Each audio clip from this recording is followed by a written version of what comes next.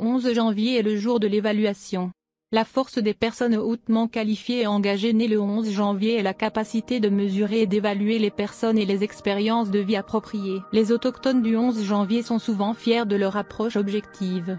Cependant, lorsque leurs perceptions sont dominées par leurs systèmes de croyances, leur objectivité peut en souffrir.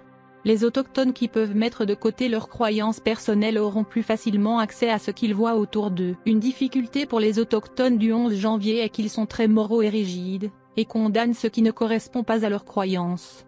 Cela peut avoir des effets négatifs sur la famille parce que leurs convictions empêchent les enfants de générer de la culpabilité, détruisant leur confiance et leur capacité à fonctionner en tant qu'individus indépendants. Les parents nés le 11 janvier doivent donc éviter de se lancer dans des jugements gonflés car une telle situation suscite antagonisme et rébellion. Lorsqu'il s'agit d'évaluer des textes, des objets, des méthodes, des états financiers et des systèmes de toutes sortes qu'ils connaissent, les personnes nées le 11 janvier sont en effet remarquables. Dans leur domaine d'expertise, ils sont souvent sollicités par d'autres pour exprimer leur opinion d'experts, éventuellement dans l'évaluation d'objets et d'investissements, ou la qualité et l'authentification des documents. Ils font preuve d'excellentes compétences analytiques et sont des juges compétents à cet égard, séparant calmement le bon grain de l'ivraie. Les personnes nées en ce jour peuvent détecter les faux en un instant, et sont donc extrêmement précieux lorsque leur tâche est d'éliminer le gaspillage et la corruption. En effet, les autochtones du 11 janvier sont difficiles à tromper dans tout problème qu'ils abordent. Malheureusement, ceux qui sont nés en ce jour peuvent être vraiment têtus et inflexibles. Ils ne sont pas assez ouverts aux discussions lorsqu'ils prennent une décision dans un certain sens.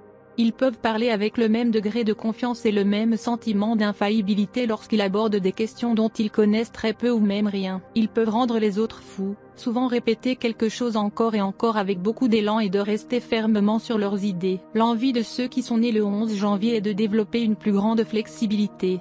Parce qu'ils montrent déjà des qualités humaines prononcées de générosité, de bonté et de dévouement, seules leurs attitudes moralistes les empêchent d'être plus ouverts et plus tolérants.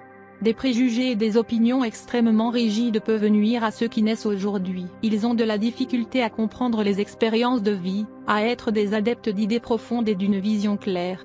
Bien que la persévérance et la patience seront nécessaires, les natifs du 11 janvier peuvent être en mesure de développer une plus grande réactivité en appliquant leur talent d'évaluation de leurs compétences analytiques. Le fait qu'un anniversaire tombe le 11 janvier est une indication qu'au cours des 12 prochains mois, de nouvelles affaires vont se présenter. Des malentendus insignifiants avec la famille sont également susceptibles de se produire. Vous êtes connu pour être gouverné par le jour 11, si vous êtes né le 11 du mois. Il y a beaucoup de grands dirigeants politiques, administrateurs, inventeurs, ainsi que des artistes nés le 11 janvier, Joël Swick, Constantin Fehrenbach, Judith Exner, etc. Si votre jour tombe sur un 11, votre planète dirigeante est Neptune. Si vous êtes né le 11, alors vous êtes affecté par la numérologie du numéro 11. La puissance de votre nombre fait de vous un grand philosophe, genre décontracté et religieux. Vous n'êtes pas une personne qui peut obtenir quelque chose en étant chanceux. Votre récompense viendra par des moyens de travail acharné et de dévouement. Il peut y avoir quelques déceptions sur le chemin, mais la persistance est un must. Le succès n'est jamais facile pour vous. Il est nécessaire que vous continuiez à travailler dur ou que vous finissiez par faire des tâches insignifiantes. Et vous devrez vivre avec des désirs et des ambitions non satisfaits. Mais Dieu Tout-Puissant vous a doté d'une forte volonté et d'un haut niveau de dextérité mentale.